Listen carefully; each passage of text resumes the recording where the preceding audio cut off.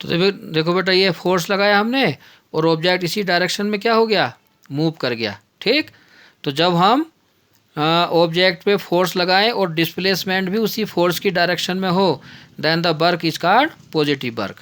ठीक है। नाउ अब है बेटा negative work. Negative work, negative work क्या होगा कि when the direction of force is opposite to the direction of displacement और मोशन भी बोल सकते हो, then the work is called negative work। तो बेटा हम उसको नेगेटिव वर्क बोलते हैं। ठीक, जैसे ये फोर्स लग रहा है बेटा, इधर इस डायरेक्शन में फोर्स है, लेकिन ऑब्जेक्ट मोशन इस डायरेक्शन में कर रहा है। यहाँ आ गया, ये एस हो गया, तो ऑब्जेक्ट इधर गया, फोर्स इधर लग रहा था इस पर। ठीक है, फोर्स की डायरेक्शन ये थी, तो ये क्या होगा, वर्क, नेगेटिव वर्क। ऐसा कब होता है, फ्रिक्शन फोर्स में, फ्रिक्शन फोर्स जब लगता है तब ऐसा होता है। ठीक, एक होता है बेटा zero work. Zero work, zero work क्या होगा, कब होगा बेटा, जैसे ये ऑब्जेक्ट है, इस पे आप फोर्स लगा रहे हो, ये फोर्स लग रहा बेटा, फोर्स कितना, 90 डिग्री एंगल पे। तो जब 90 डिग्री एंगल पे फोर्स लगता है तो वर्क होता है बेटा जीरो। कि when the force is acted on an object on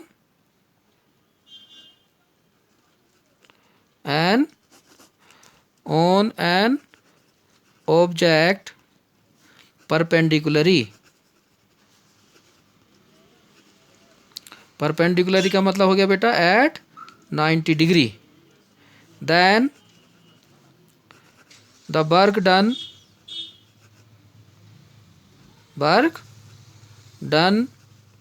by the force on the object is called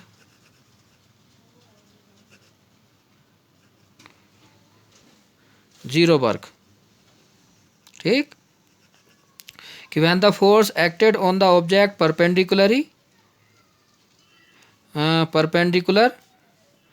acted on the perpendicular to the displacement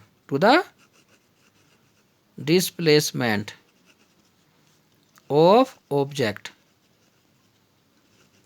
ठीक है, कि when the force is acted on an object perpendicularly means at 90 degree to the displacement of object, then the work done by the force on the object is called zero work. तो उसको हम zero work कहेंगे कि force तो नीचे लग रहा है 90 डिग्री, लेकिन ऑब्जेक्ट इधर मूव कर रहा है। मान लीजिए अगर ऐसा कोई सिचुएशन है कि डिस्टेंस ही इधर चला गया, ठीक है, तो उस टाइम वर्क क्या होगा, जीरो वर्क होता है। ठीक, सो ये वर्क आपका कंप्लीट हुआ वर्क का। नाउ अब आप देखो बेटा एनर्जी, यहाँ क्या है, एनर्जी क्या है, तो थोड़ा सा मैं पढ़ा रहा हूँ एनर्जी क्या होता है। देखो, life is impossible without energy, the demand for energy is ever increasing, where do we get energy from, the sun is biggest natural source of energy to us, many of our energy sources are derived from the sun, we can also get energy from nuclei of atom, interior of earth and the tides, can you think of other sources of energy. देखो बेटा, बिना energy के हर एक इंसान की कोई भी चीज़ हो, चाहे वो ह्यूमन बींग्स हो, एनिमल्स हो, कुछ भी हो, बिना एनर्जी के लाइफ इम्पॉसिबल है। सो सब ये एनर्जी आती कहाँ से है, तो सबसे जो बिगेस्ट सोर्स है एनर्जी का वो सन है, सन से हमें मिलती है।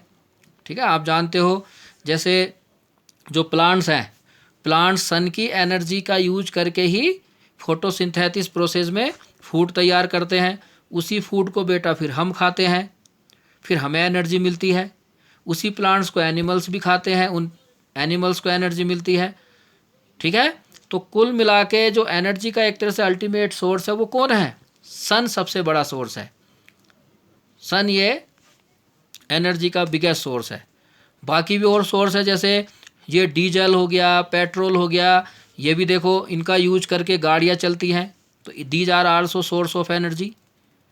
जो आप देखो सुनते हो एटम बम वगैरह ये सब, ये भी एक एनर्जी बेस पे ही बने होते हैं, न्यूक्लियर ऑफ एटम के ऊपर बने होते हैं, या आप पढ़ोगे हायर क्लास में जाके। ठीक है। दूसरा, इंटीरियर ऑफ अर्थ, अर्थ के अंदर भी बहुत एनर्जी है। आप देखते हो कभी कभी क्या होता है, अर्थ के अंदर से बड़ा लावा सा निकलता है, वार्म लावा। ठीक है, ज्वालामुखी से बनते हैं, वोल्केनोज बनते हैं। ठीक, और टाइड्स जो होते हैं, हाई टाइड्स, लो टाइड्स बनते हैं, ये सब भी क्या है? एनर्जी के ही एक तरह से सोर्सेज होते हैं, इनसे भी हमें एनर्जी मिलती है। ठीक, सो एनर्जी एक्चुअली है क्या? अब इसको आप डिफाइन कैसे करोगे एनर्जी को? एनर्जी की डेफिनेशन आप कैसे दोगे? तो देखो बेटा, आप देखो कोई एक थोड़ा सिंपल सा एग्जांपल समझ लो। मान लीजिए एक यंग पर्सन है और एक पर्सन है जिसकी एज थोड़ी ज़्यादा है। दो पर्सन, एक यंग है एक थोड़ा ओल्ड है, तो क्या आपको लगता है कि वो दोनों सेम तरीके से काम करेंगे? नहीं करेंगे। ठीक है, मान लीजिए किसी को काम करने के लिए दिया कि चलो आप एक काम करो कि ये कुछ वर्क करने के लिए दिया है, सपोज करो ब्रिक्स को लोड करना है। ठीक है, कि ये ब्रिक जो है गाड़ी में लोड कर दो, ईंटें भरो, मान लीजिए 1000 ईंटें हैं, भरो उसको। तो जो यंग प्यूपिल होते हैं, जो जवान लोग होते हैं, वो जल्दी जल्दी अपना काम कर लेंगे, लेकिन जिनकी उम्र थोड़ी ज़्यादा हो जाती है वो थोड़ा धीरे से करते हैं। दैट मीन्स यंग पीपल के अंदर एनर्जी ज़्यादा है और ओल्ड पीपल के अंदर जो एनर्जी है उसके मुकाबले में कम है। भले ही ऐसा होता है कभी यंग में भी कम होती है और ओल्ड में कभी कभी ज़्यादा हो जाती है, वो एक अलग क्वेश्चन है। लेकिन होता क्या है, कहने का मतलब एनर्जी क्या हो गया? हर एक इंसान के अंदर एक कैपेबिलिटी होती है वर्क करने की। जिसके अंदर कैपेबिलिटी ज़्यादा है वर्क करने की, हम कहेंगे इसमें ज़्यादा एनर्जी है, और जिसके अंदर कैपेबिलिटी कम होती है वर्क करने की, हम कहेंगे इसके अंदर एनर्जी उसके कंपेयर में कम है। So capacity of doing work is called energy. भाई यही एनर्जी की डेफिनेशन है। क्या होगा? देखो यहाँ लिखा है, ठीक, कि the energy possessed by an object measured in the term of capacity of doing work is called energy. तो एनर्जी की डेफिनेशन क्या होगी बेटा? Energy capacity of doing work, capacity of doing work is called energy. जिसके अंदर ज़्यादा capacity है work करने की, समझो उसकी एनर्जी ज़्यादा है, जिसके अंदर कम है उसकी एनर्जी कम है। ठीक, the unit of energy is joule. जो एनर्जी का यूनिट होता है वही जूल होता है, जो वर्क का यूनिट है वही जूल का, इसका एनर्जी का यूनिट होगा। और भी इसके यूनिट है, ठीक है। The bigger unit of energy is kilojoule. Kilojoule, kilojoule को हम लिखते हैं के जी, ठीक है, के जे नहीं, K J kilojoule. And 1 kilojoule equal होता है बेटा 1000 जूल के। 1 किलोजूल इक्वल टू 1000 जूल। ठीक, now form of energy, there are many form of energy. Energy के बेटा अलग अलग फॉर्म्स हैं। कौन कौन से फॉर्म्स हैं? नंबर 1 जैसे हो गया पोटेंशियल एनर्जी होता है, हीट एनर्जी होता है,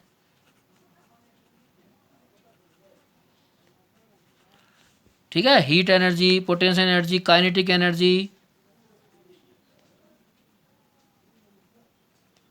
ठीक, केमिकल एनर्जी,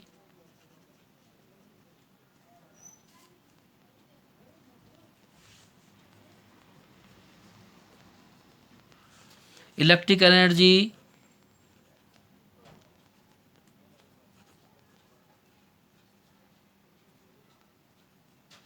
साउंड एनर्जी,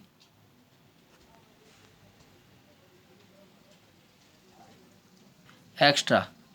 तो बहुत सारी फॉर्म होती है एनर्जी की, ठीक है। तो अब हम इसमें मेनली जो है आपके जो सिलेबस में है पोटेंशियल एनर्जी और काइनेटिक एनर्जी के बारे में हम पढ़ेंगे, ये मैं कल कराऊंगा। ठीक, ओके बेटा।